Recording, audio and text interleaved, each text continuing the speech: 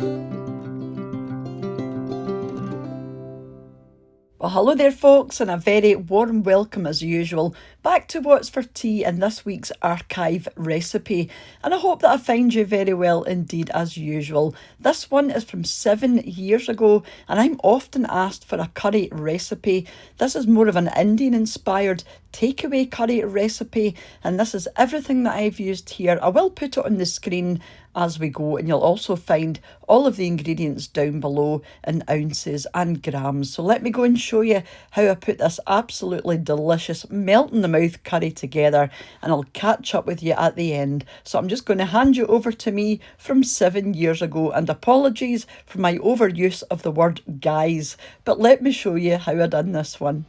First thing you want to do, guys, is get your pan on and get some sunflower in the bottom and nicely warmed. Once it's hot, you want to pop in your cumin seeds. Now keep these in here for a couple of minutes, guys, just moving around, because you just want to infuse your oil with a lovely flavour of those seeds, and it's going to release a beautiful sort of fragrance. It's lovely. It's so fragrant. Just give it a minute, guys, and then you can pop in your onions. Just give them a stir round, and again you're just going to give these a few minutes just to sort of soften up a wee bit. You can use white onions, guys, if you prefer. Doesn't really make any difference. I just think the colour's a bit prettier. Once you've done that, guys, you can pop in your garlic and your ginger paste. Again, guys, you can use fresh if you like fresh. And also pop in some salt, as much as you like. I've just used about a teaspoon here, and just stir the whole thing in. Just give it a couple of minutes to soften up a wee bit, guys.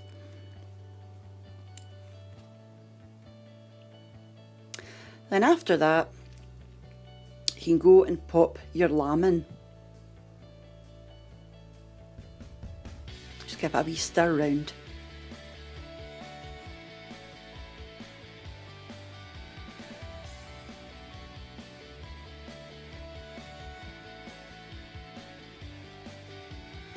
You want to leave this for about 10 minutes, guys.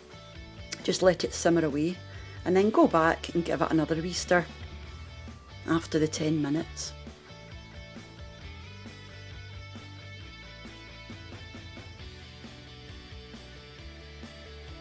And then again, guys, pop your lid back on and give it another 10 minutes.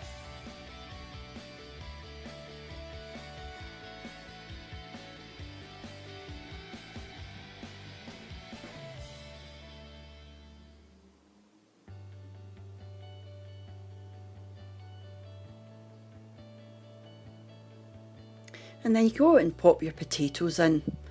Just try and keep them sort of the same size as the lamb. Bite-sized pieces, guys. The bigger potatoes are, the longer it'll take to cook. So I just like to make them quite small.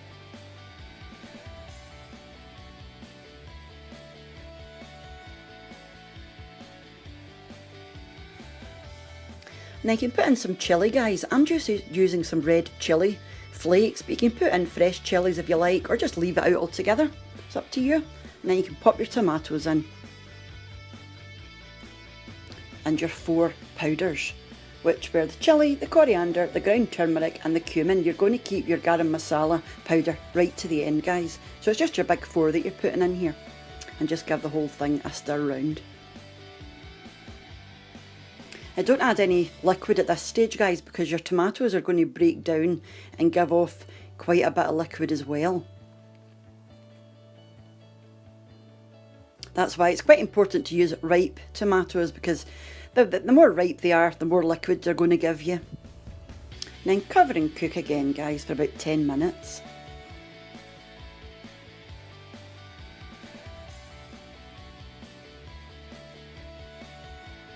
And then you can now add some water. Although I've got a pint of water, I've only added half a pint, because it's easier, to add it if it's getting too dry, and it's a lot more difficult to, to try and get rid of the liquid. So just use half a pint and just give it a stir back through. If you find it's too thick at the end, guys, or later on, you can always pop in more if you want. Just depends how saucy you want it, really. This this is going to be cooking for about half an hour, guys. But you don't want to do it, you know, too quickly. Just on a nice gentle simmer. But pop back every now and again and just give it a stir through. Just to keep an eye on your water level. Just like I'm doing here.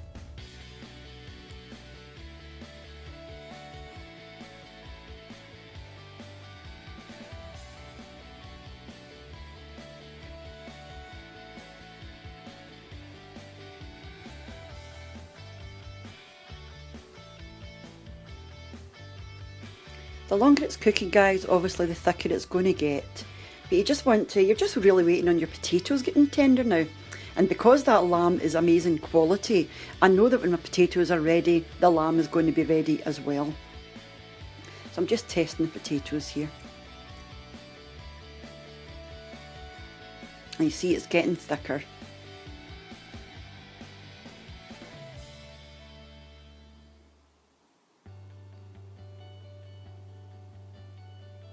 I'm just going to squash a potato at the side of the pan just to let you see, you know, that's the potatoes now ready.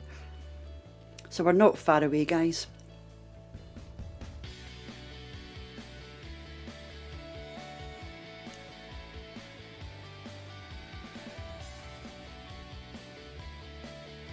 And I could probably call that ready just now, guys, but I actually like to rest these kinds of curries and stews and things at the end for about 15-20 minutes. It just lets the meat relax and it gets even more tender. So right at the end, guys, you want to pop in your garam masala powder, just a teaspoon, and a handful of fresh coriander or cilantro. I think you guys call it cilantro in the States. And just give the whole thing a gentle stir through.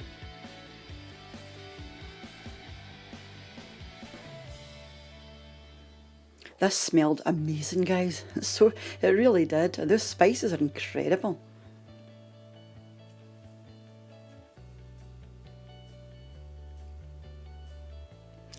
Just let it simmer again for another few minutes, guys, just to get the flavour of that coriander through your sauce.